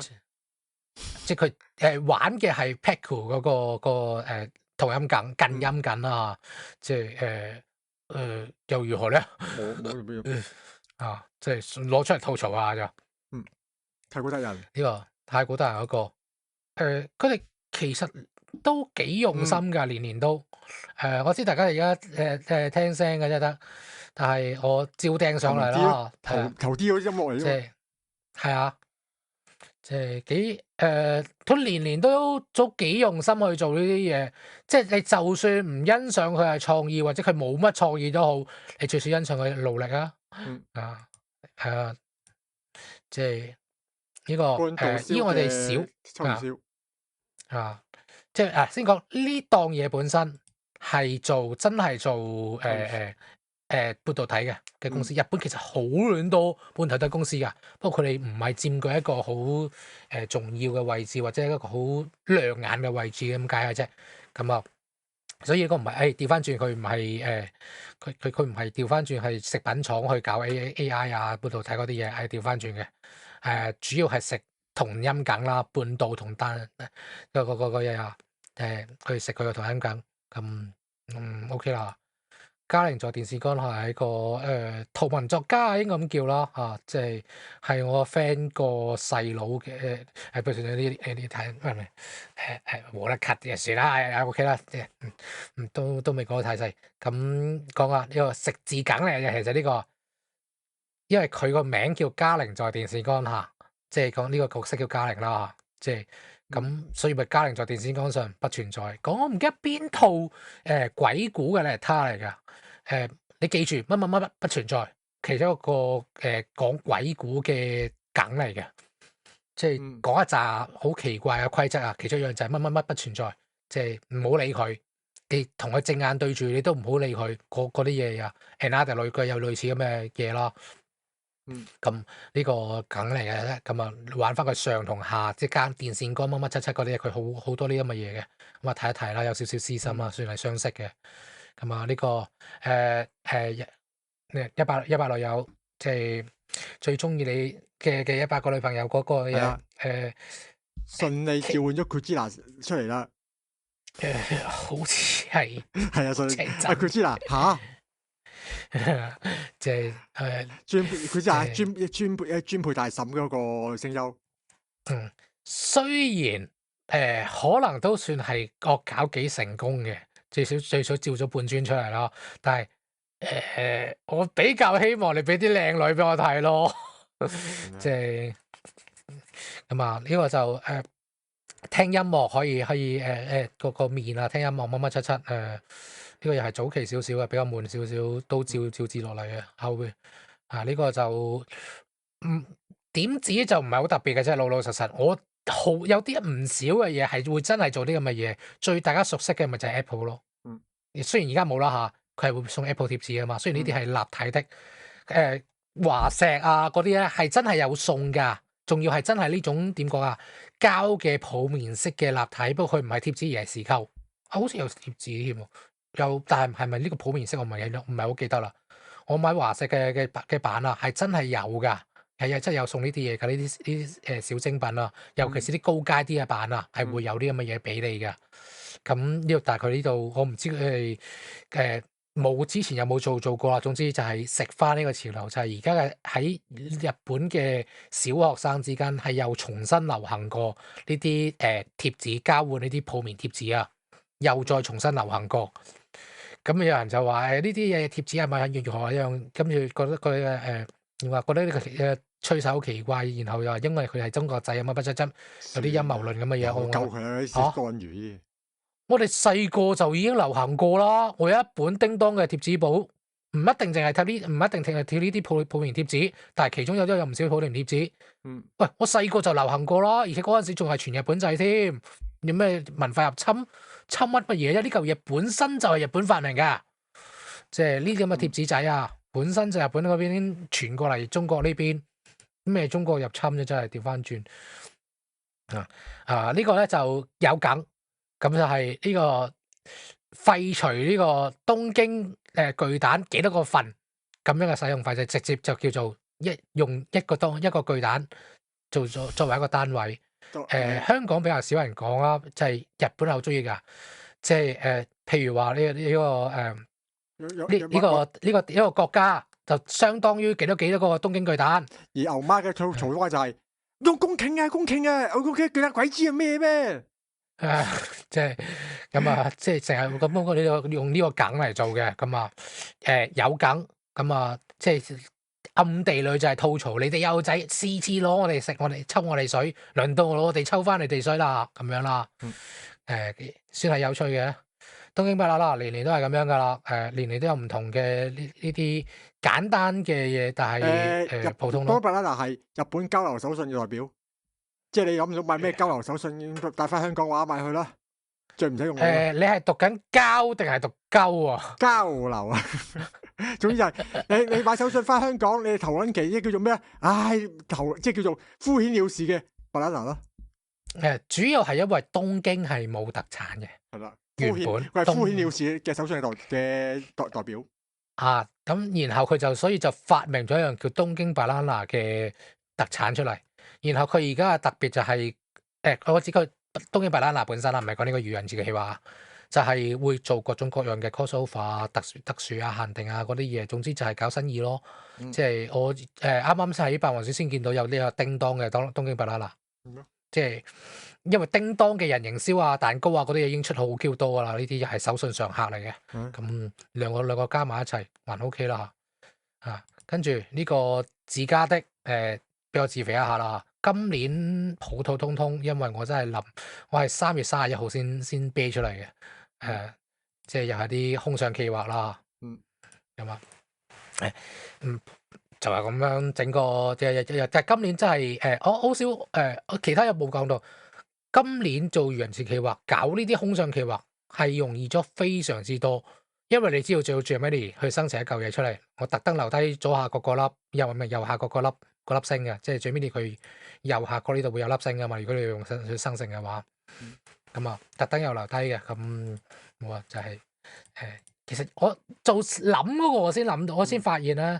我成日批評啲人去無聊啊、老梗啊成，到你真係自己諗的時候咧，其實你都係諗緊啲無聊老梗嘢噶啦。呢個就我諗出嚟嘅無聊老梗嘢，即係不過就限制太多啦。因為有時正常嚟講，你要有啲嘢你係唔可以去僭越嘅，除咗啱啱講一啲太過負面嘅嘢，就係遠離你個屬性太多嘅，特估會覺得莫名其妙啊，甚至有啲負面效果。Animator 就係一個例子啦。嗯呢個美少女突然間整個猛男嘅梗，我當然諗到啦。但係你諗下，你係觀眾咩反應先？咩諗法？我平時睇開美少女嘅，好似啱啱嗰個100女友咁。我平時唔睇開美少女嘅，你嗰扎都係賣女噶嘛？雖然佢有啲係惡搞賣女啦嚇。咁突然間整個阿婆出嚟，就情何以堪啦？即係不過呢個就吐槽下，所以你個可以諗嘅企劃會縮限咗好多。你又要諗個奇怪嘅企劃，又唔可以影響個形象。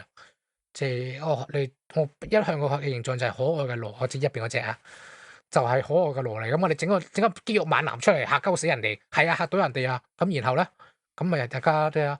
咁當然，如果你本身係冇咩下限嘅話咧，就呢個可以玩得比較多。呢個 B 站嗰邊應該我哋上個定前個禮拜嘅新聞嘅其中一個呢個嘅主角啦，呢個極下灣嗰邊。咁佢另一個經常做 crossover 嘅就呢個筆巴啦，即係筆電嗰個筆電巴嗰個嘅評測室。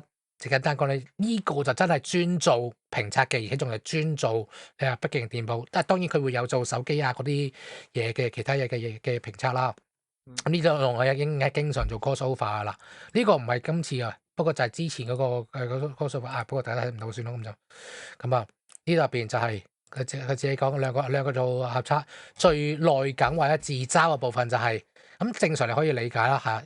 極黑灣有做評測嘅，筆電嗰邊筆包嗰邊咧都有做啲其他嘅 review 啊，或者係啲技術解說啊嗰類嘢都會有嘅。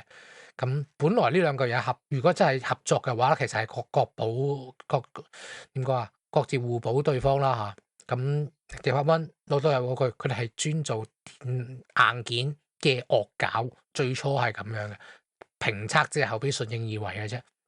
咁本來係啊，但係你見到佢嘅合併，當然呢個合併係假合併啦。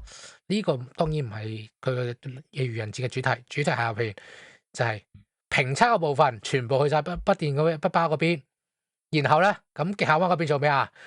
做飛機杯。仙女棒即係當然唔係指煙花嗰只啦嚇，你睇後邊嗰啲嘢唔知就算啦。得啦，知啦。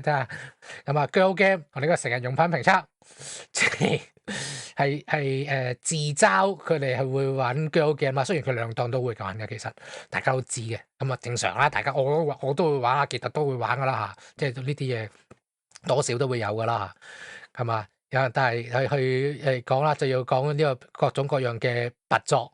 咁其實咧，呢個就係內梗嚟嘅。極下灣阿雲飛嗰邊咧係有個老梗，就係成日屈鳩佢玩拔作嘅。但係佢就話我玩嘅其實都係純愛作或者係呢個故事作為主嘅，即係一系或者係純愛係嗰類比較多嘅。咁啊內梗嚟嘅就係講緊但係大家就成日叫屈佢玩拔作嘅。咁但係根據我呢個唔使好熟啊，根據佢喺片入邊出現嗰啲入邊有時三不時會穿插特登啊，當然係穿插佢嗰啲玩 girl game 嘅部分咧嘅作品咧，都真係純愛作同埋劇情作比較多嘅，好少見拔系。嗱，我雖然我都要講啊，唔肯定係咪呢個拔系，通常啲畫面比較難出街。佢如果係純愛係好多畫面係正常噶嘛。你未去到嗰個位，都係正常可以見到噶嘛，甚至掹走佢都仲係可以一個完整故事噶嘛，係嘛？我唔肯定啊。總之呢個其實係自嘲嚟，係串搞去講嗰個梗嘅，就唔關佢兩個嘅正常業務事，係講緊佢A 咯嗰邊咁啊。大家都係男人，大家明㗎啦，咁樣咁啊。青龍偃月刀嘅煎 pan 又係你如果出有人買嘅，雖然係 hea 但係 OK 嘅，至少就係。未知去到誰得嗰種咯。我仲唯一一個想就係據說呢個青龍偃月刀18斤重喎。算啦，已經唔18斤啦，但係呢個嘢都好重啦，因為你睇個尖角。應該都會幾重嘅，不過就還 OK 啦。因為如果呢個重量，我估應該同嗰啲中華鑊差唔多咯。即係嗰啲咧，你單手未必舉得起嗰啲咁嘅死人中華鑊喎。差唔多咁嘅嘢啦。咁啊，然後呢啲坑紋去煎到嘢，雖然未必佢有佢做到咁好啦，應該係如果呢嚿嘢係成真嘅話，一定係煎唔成咁嘅樣嘅。大家知道呢類坑紋係反對嘅嘛，反轉嘅嘛，係冇版嚟嘅嘛。不過佢就愚人節搞笑就唔要求唔多啦嚇，咁樣呢個就係我要同學啊，就教格鬥 game 咁啊，真係做到個片出嚟，不過就認真唔晒。我展示唔到俾大家睇啊，但係入邊嘅場景係冇真係打嘅場景嘅，只係不過咁樣左邊彈個人出嚟，然後彈個資料出嚟，即係啲格 game 嗰啲嘅公式啊，嗰啲OP 或者係宣傳 PV 啊嗰種咁嘅形式嘅啫，還 OK 啦嚇，即係啲女夠靚就得啦，都係嗰句呢啲嘢，係啊係咁外貌協會噶啦。呢個好似係 V 同作者嘅個作者嚟嘅，呢個係話嘅呢個同人誌個作者，我幾中意佢啊，但係個今次個梗就還 OK 啦，但係最少圖靚，你圖靚就冇梗唔緊要，我睇圖得噶啦，即係我呢啲就好撚外貌協會啱啱講過啦，係嘛？呢個Hi Yin 我諗緊，因為我唔識啊，我最初係唔知佢應該係食翻呢個咖啡煙個煙啦嗰個嘢，呢個呢個兒童米果啊，即係唔俾嗰啲冇嗰啲咁多啲色素啊嗰啲嘢，嗰個係白色嘅係啊，咁啊佢要俾兒童用嘅，咁呢個就咁既然有兒童用咯，咁調翻轉有個大人用的，咁啊大人寫出最重要係咩啊？梗係要有咖啡因啦，即係。個道理我係完全我理解嘅，但係少一啲惡搞成分，但係可以接受，唔算特別，味道好悶淡啊，可以接受嘅。但係今次我對孩子，我終於睇得明啦，因為唔算係內梗，即係同呢個字應該點讀啊？應該係盧嚟啊，盧之湖係咯，咁樣同佢嘅合作，今次我終於睇得明了。因為唔算係內梗，最少你讀一次你就知咩事噶啦。即係盧之湖同我對孩子嘅日文係個發音係有啲相似嘅，因為之前嗰啲咩重嘈啊嗰啲嘢就係內梗嚟啊嘛，你冇睇係唔知啊嘛。但係呢次你就咁睇，應該都睇讀一次，你睇唔明讀一次你都明啦。就係同埋終於睇得明佢個更料，而且佢仲驚死你睇唔明阿斯多個，即係驚死你唔明啦，已經係即係可能係我呢套做佢套得太多啦。六字即係呢個咧就係你大家希望會有的，全自用花粉型擊裝置，但係對住係未有嘅。當然做唔到啦，你真係就係最大問題就係唔係肥個飛彈搞掂嘅嘢嚟噶嘛？呢個花粉症嘅問題，幾大問題。不過我發現我係冇問題嘅，不過可能係因為我過嚟。都係半年啫嘛，都因為據聞啊，你第一年咧未必有事啊，好多時係第二、第三、第四年先會出事嘅。即係如果你搬咗嚟日本住直接，咁啊，即係所以如果好多人係真係想要啲咁嘅嘢，但係咁假嘅嘢，大家都知道肯定不可能啦。不過就希望有啲咁嘅嘢啦，即係唔算七重啦，冇乜嘢啫，有個。又係早期嗰啲好老舊食物係好中意放大縮細，係咧，太老呢個黑子籃球，佢每年都堅持去搞楊哲學搞，然後每年都堅持莫名其妙悶啊都去抽筋嗱，我唔知係咪因為我唔係佢嘅目標觀眾，唔係純粹就咩換裝啫嘛，我覺得又真係超級無聊年年都搞，年年都無聊，年年搞到咁撚無聊，不如唔好搞啦！呢套嘢都完咗咁撚耐咯，冇人逼你搞噶嘛。呢個就有人話我會好中意，咁其實你係咪由水管度扭出嚟，我都唔係好 care 啦。燒肉拉大家應該食啦，少數喺英國有嘅日式燒肉分店，周圍都有而家，香港都有啊。香港當然有啦，咁但係英國好少有啊嘛。咁嚟到日本反而冇食到，因為太多其他嘅可以選擇。我比較中意放題的，咁啊你要放題啊嘛，放俾你，仲要係扭開水嗰後任食，咁啊。唔係而家因為有 AI 之後咧，呢類咁嘅梗越嚟越太無聊啦。佢話嗰啲嚟嘅，呢個係竟然 AI 梗嚟嘅，AI 嚟睇。好啦，呢個咧 AI 生成的啦，就係每年日師少女陸羽咧，喺而家全球爆紅啦。咁咧佢係今年咧就搞咗個咩啊 Visual Band 化。舊年咧就係戀愛學院戀愛 FM 嘅老藤啦。今年就唔同嘅，今年就咩啊？將李白、馬閃同埋任士三個就一個做 Visual Band。咁咧紫菜、蘭蘭同埋貓貓咧，就係一個就係rap back 就 rap 組合。跟住咧高純就係經理人。咁咧本來就純粹係楊哲搞嘅啫，但係估唔到之後佢形象太有型，所以大受歡迎，結果咧就狂出精品。嗯而精品係真係賣嘅。係啊至於而最搞嘢就係原作者音禮夏話，本來咧佢嗰個做呢個企劃時候咧，有內部嘅所謂叫做高順過激派，就堅持話高順一定要做偶像，但係大家自認為38歲做偶像老啲喎。咁結果咧就做咗咁又唔經理人。一定嘅。但係而簽名咧，即係佢三個係有簽名嘅。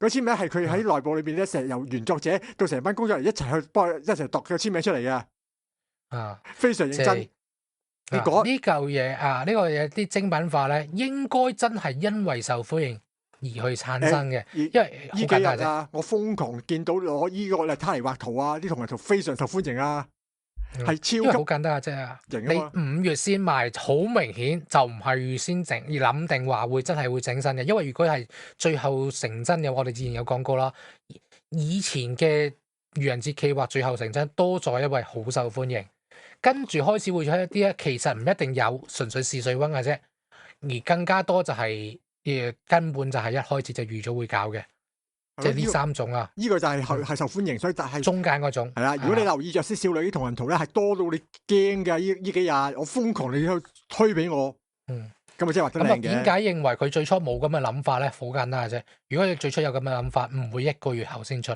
最好就聽日出。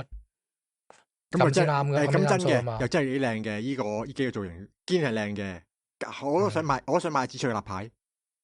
啊，咁啊，呢個係我唔肯定係個人勢定係乜嘢，所以我放咗喺度。因為如果係咁啊玩嘅，當然係今個禮唔係今年啊最紅嘅其中一隻多大遊戲啦。咁啊睇起嚟就唔係好特別，不過就俾幾有心機，所以就攞出嚟啦嚇咁樣。年年都有個銀壽司，今年個梗 OK 嘅，合格可以合格嘅，就係你哋班友仔全部玩新科技啊嘛，我玩復古，就係飛鴿傳書落嘢，然後哇呢嚿嘢日本而家仲有冇喎？即係冇啦，梗係唔好玩啦。即係人力去擔住個擔挑走去冇啦，你送貨啊！早30年前新宿仲有，而家邊有啫？你之後你踩個單車送個拉麵，而家冇晒啦，全部變晒電單車、電單車、小熱翻打啦，係咯咯。咁啊係OK 嘅，但係要一嘢吐槽嘅就係你用 AI 做唔緊要，你用 AI 做可唔可以做得唔好咁多穿崩位咧？即係整多幾下得唔得咧？咁啊呢個Gundam，其實我覺得可能真係會做。我句Gundam啫嘛，佢咩做唔出啫？敲機械人啫嘛。即係呢個當年嘅第一代嘅係咪第一代定第二代唔記得咗？呢個 G-Generation 啊，最勁嗰部嘅機器係 Hello 嚟噶嘛？好似係第二代，好似係第二代，唔係第一代啊。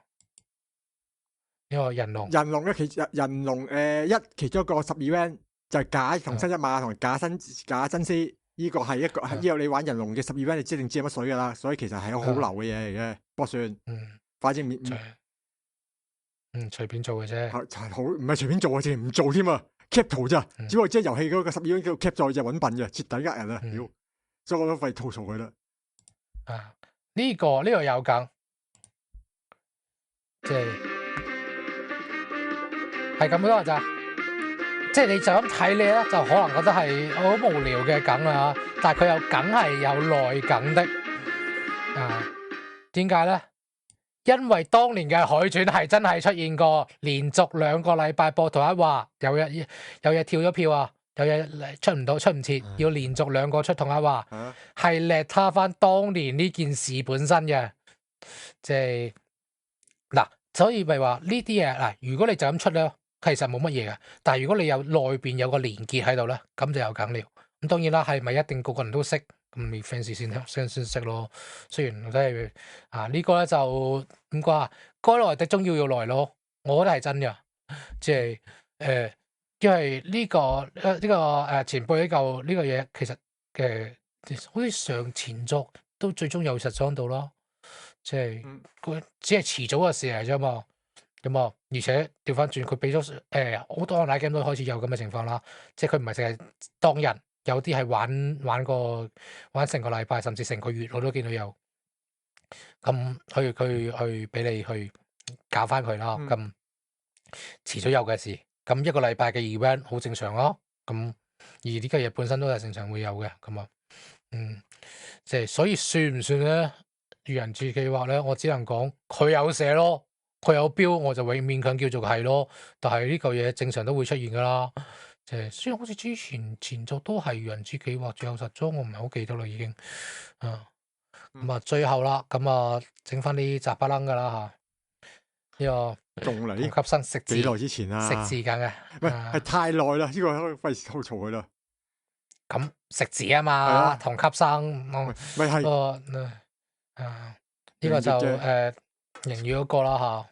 呢個係官方嘅定係同人嘅？唔知夠知，官方啲人啲嘢應該係同人嚟嘅，所以我放喺呢度。如果係官方，因為放喺呢度其中一個要點咧，一部分嘅要點就係佢必須係唔係應該係有乜嘢我會放嚟呢度，而唔係獨立一嚿咧。其中一種一係我揾唔到來源咯，另一種咧就係佢惡搞嘅對象並不是自己，就我都會放喺度嘅，即係咁啊。無啦但係算係有心嘅都。但我梗就真係冇啲無聊咯。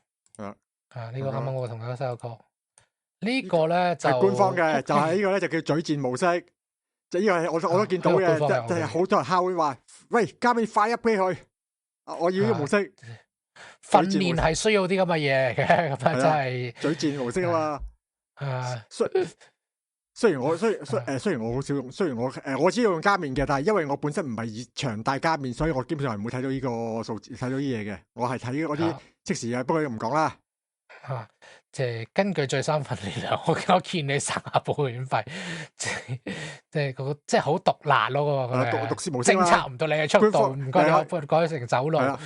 官方敲門模式啊嘛，呢就係官。即係之前我記得好似都係愚人節嘅呢個毒舌式嘅掃地機械人，好似最後成咗真啦。所以期待佢。呢個就係亦都係因為個惡搞對象，即係我哋嘅捉捕鼠大神啊。佢因為佢呢個係我記得係長駐白啊，我長駐白廳嗰邊嗰個記者嚟嘅。咁佢就佢講啦，咁啊還唔係佢嘅，所以但係呢個係我哋屋企嘅大神，因為如果你唔識佢啊，俾你睇下。咁啊呢個我覺得最厲害嘅地方，首先點解會放喺度？因為佢唔係泛科學本身搞嘅，一個 YouTube 有個 channel 叫泛科學啦嚇。咁佢係專講啲科學普及知識。我覺得呢個係最厲害係乜嘢？係佢個內文，大家未必有睇。我係長年讀者嚟嘅，都唔係好長年。其實佢搞呢個環節都係1年啫，啱啱冇。係佢個個文膽啊，應該係文筆啊。我係睇嗰陣時咧，我係腦入邊有聲啊，直情係佢個模仿佢入邊個寫法係寫去模仿精準到我係直情可以將佢個主持人嗰把聲啊拍咗落去。我直情腦入邊有嘅嘢係直情係嗰個聲都對咗出嚟嘅。然後嗰嚿嘢又係嗰種，都係佢發科其中一個中意找嗰種，就係研究呢個左邊個便當左邊塊定右邊塊係會比較好食。即係呢樣嘢亦都係好，佢哋好中意找嗰啲呢個荒唐的科學發現呢個短篇嘅新聞發現一個新科學發現嘅呢個其中一個節目啊。係做得幾，即係佢雖然冇讀出嚟，但係佢真係做咗讀出嚟嘅效果，我覺得幾厲害下。咁啊，攞出嚟講下啦。呢個攞出嚟貼堂的。呢個咧就係一個好有名嘅 X account，專門就即係以前女性測佢個胸圍大小嘅一級嘅。今次咧就係咩啊？越遷走70A 算啦。呢個即係好殘酷。72，冇仲要幫人縮水72，係啊，就係人哋72，一對係再72啊。咁啊，咁佢就話講到佢係 I 級咁樣。冇吐槽啦，呢個就算啦，呢個就睇下當時嘅心情。佢搞呢個惡搞就純粹就係因為佢今年係愚人節，所以咁樣去惡搞。佢個惡搞就係將一個公認嘅頻語角講成超巨語，你可以咁樣理解啦。然後最搞笑、最值得貼堂嘅部分就係下邊先係重點。又蠢材真係咁樣，真係吐槽乜乜七七。嗯愚人節係咁終於嘅，冇話因喂，為好難得㗎，你要明白。而家愚人節有人上吊，俾人講，仲要係上吊得咁完整。嗱，我唔知佢係咪二重上吊啊，即係扮成係上到吊。如果係咁嘅，我都係你厲害啊！咁真係，喂大佬，邊個唔知七月係貧魚啊，大佬？冇玩啦，即係死啦！好啦啊， ，last 啦應該最後係。呢個最後一個啦，呢個台灣嗰邊就呢個香菜梗啦嚇，呢個台灣乜都有香菜，之前有幾個香菜蛋撻，我覺得有台灣人講真係有可能。佢哋好中意玩呢嘢，而且唔係愚人節限定。即係我連菜都唔食啊，所以更加唔好講芫茜啦。即係佢哋講香菜，即係我哋講嘅芫茜啊，更加冇講芫茜。芫茜陣味本身我已經定佢唔溝順噶啦。雖然我發現我唔係最大鑊嗰種，因為比較小知識啦，應該好多人都講過係小知識嚟噶。中唔中意食芫茜係取決於你基因嘅。有部分人因為基因，我唔記得開咗定關咗啦，佢食芫茜會食到一種番梘味喺度存在嘅。所以佢哋係完全接受唔到，哪怕一丁點嘅芫茜，哪怕係個嘢浸完芫茜之後出翻嚟，即係芫茜拎走咗之後啊，只要嗰陣味仲喺度，佢哋就頂唔順，因為佢會有嗰種泥土嗰種嘔或者呢個番梘嗰種嘅味道。我呢類咁嘅香食特殊嘅食物，我覺得從來都係叫做咩？中唔中意食從來係睇人嘅啫喎。我覺得冇乜所謂喎呢樣嘢。咁你有權唔中意食㗎嘛？喺愚人節嘅角度嚟講，就係喂。早就出咗一大慘嘅嘢啦，幾時輪到你喎？去當愚人節嘅人哋出實物都有啦，即係不過就吐槽下啦。不過嗱，今年真係度過協先啦，比較偷懶應該係比較攰啊，所以你見到少咗好多，尤其是少香港的。算啦，你見好多啦。頭先我真係今年你咁而家偷懶你都夠差唔多成2個鐘啦，因為香港要講呢個香港嗰啲啊，我要特登走去 Facebook 去抄出嚟，好痛苦啊！你知 Facebook 個死人演算法㗎啦。其實 Facebook 唔費事講香港就香港人。而且我仲要冇香港嘅唔係，我冇Facebook account，變成我哋攞圖啊嗰啲嘢變成好麻煩。啱啱 MTR 嗰個係少數嚟嘅，少數我即係耐住性子去攞佢落嚟。因為如果你冇 account 嘅話咧，去到第3定第4張圖咧，就會攞唔到佢要你 log in 㗎啦，即係好麻煩。總之就係咁啊。咁啊，今年就講完啦。咁啊，之前話冇少少，今年依然都係有90幾個，係揀咗㗎啦，已經揀咗㗎啦。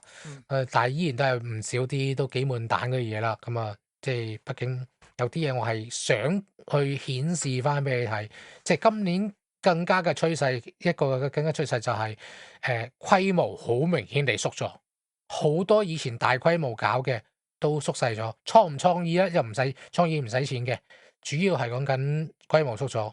hea 係的確係 hea 咗嘅，但係可能係公司壓力比較大咗，即係浪費啲時間去呢啲冇生產力嘅地方，你扎搞完之後做咗 KPI 就算啦，你後邊就繼續再做翻你正經嘢，我覺得有夠咁嘅成分存在嘅，同埋一啲以前做好大規模啊嗰啲嘢都少咗。咁啊，另一個趨勢就係多咗。就係講緊佢越嚟越點講啊？啱啱都講過 MTG 嗰陣時都有提過啦，就係佢真係照放喺度，放到我覺得係 last forever 啦，佢唔會鏟噶啦。以前係會鏟會成噶嘛，而家越嚟越多唔鏟，仲要唔係講緊24點之後都唔鏟，係講緊永遠就放咗喺度，甚至係連網頁版都會出現咁嘅情況。咁啊，因為開始啲人中意用 Twitter 去做的時候，就已經有個趨勢㗎啦。喺 Twitter 上面有個唔鏟，咁固然可能關演算法嘅估計，都可能係習慣定性啦，我唔知道。